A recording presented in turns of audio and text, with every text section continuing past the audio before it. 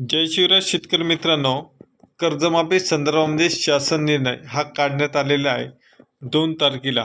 आता पुण्यश्लोक अहिल्यादेवी होळकर शेतकरी कर्जमुक्ती योजना संदर्भामध्ये शासन निर्णय हा काढण्यात आलेला. आता यामध्ये कोणकोणत्या शेतकऱ्याची कर्जमाफी होणार आहे, कोणत्या वर्षापासून कोणत्या वर्षापर्यंत शेतकऱ्यांना कर्जमाफीचा लाभ मिळणार आहे, त्यासोबतच यामध्ये प्रोत्साहनपर अनुदान हे कोणत्या शेतकऱ्यांना मिळणार आहे आणि कधीपर्यंत मिळणार आहे, याची सविस्तर अपडेट आपण या शासन निर्णय GR मध्ये आपण बघणार आहोत.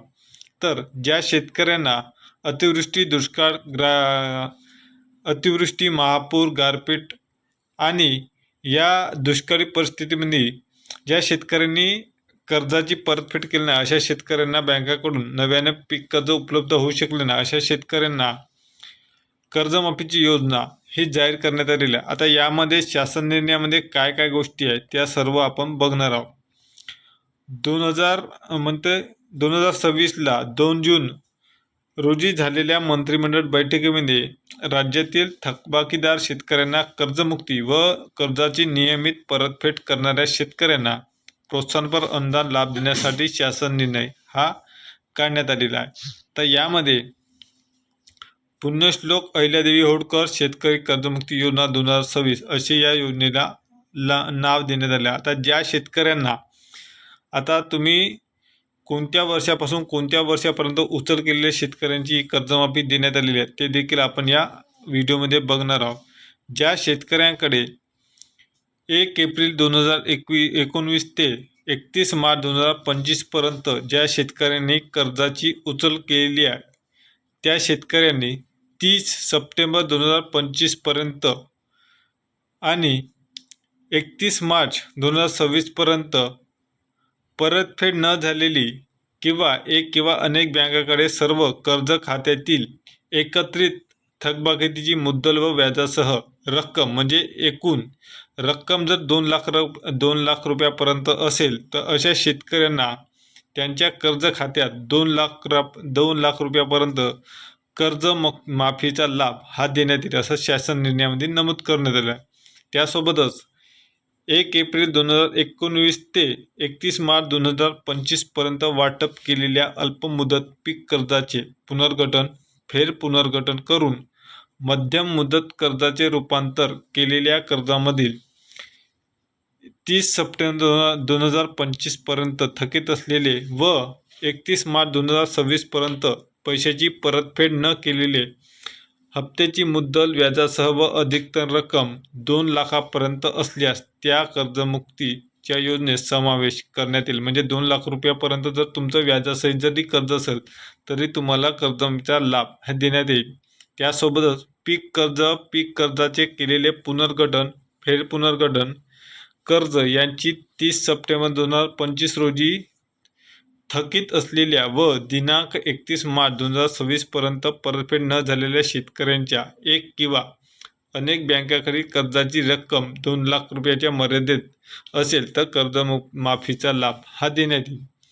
आता यापूर्वी ज्या शेतकऱ्यांना महात्मा ज्योतिराव फुले कर्जमुक्ती योजना 2019 साली या योजनेचा लाभ मिळालेला आहे, अशा शेतकऱ्यांनी 1/4/2019 ते 31 मार्च 2025 पर्यंत उचल केलेल्या अल्पमुदत पीक कर्ज व पीक कर्जाचे केलेले पुनर्गठन केलेल्या थकीत हप्त्याची 30 सप्टेंबर 2025 अखेर थकीत असलेले 31 मार्च 2026 पर्यंत परतफेड न झालेल्या एक किंवा अनेक बँकाकडे सर्व कर्ज खात्यातील एकत्रित थकबाकीची मुद्दल व व्याजासह एकूण 50,000 रुपयापर्यंत रक्कम असल्यास त्यांना या योजनेअंतर्गत 50,000 अधिकतम मर्यादेत कर्जमुक्तीचा लाभ हा देण्यात येईल.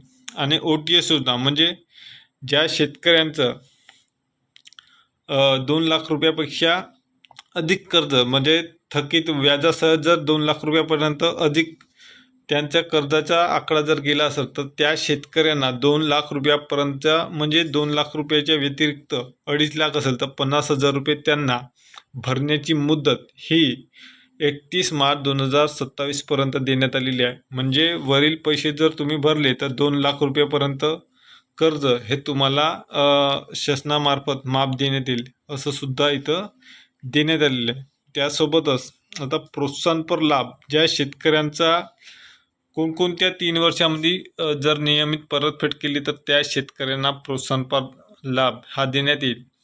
2022-23, 2023-24 आणि 24-25 या 3 आर्थिक वर्षापैकी कोणत्याही 2 सलग वर्षामध्ये पीक कर्जाची उचलन करून आर्थिक वर्ष संपल्यानंतर 30 जूनपूर्वी किंवा बँकेच्या प्रचलित नियमानुसार विहित वेळेत त्यापैकी नंतरची असेल त्या दिनांकपूर्वी कर्जाची परतफेड केलेल्या शेतकऱ्यांना प्रोत्साहनपर लाभ हा प्रति शेतकरी 50,000 रुपये इतका देण्यात येईल.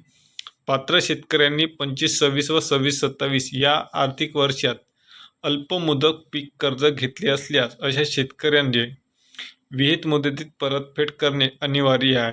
23-24 आणि 24-25 या वर्षात घेतलेल्या व त्या विहित कालावधीत पूर्णतः परतफेड केलेल्या अल्पमुदत पीक कर्जाची रक्कम 50,000 पेक्षा जर कमी असल्यास अशा शेतकऱ्यांना 5,000 रुपये प्रोत्साहनपर अनुदान, म्हणजे ज्या शेतकऱ्यांचं कर्ज 50,000 पेक्षा जर कमी असेल त्या शेतकऱ्यांना प्रोत्साहन 5,000 रुपये हे देण्यात येईल.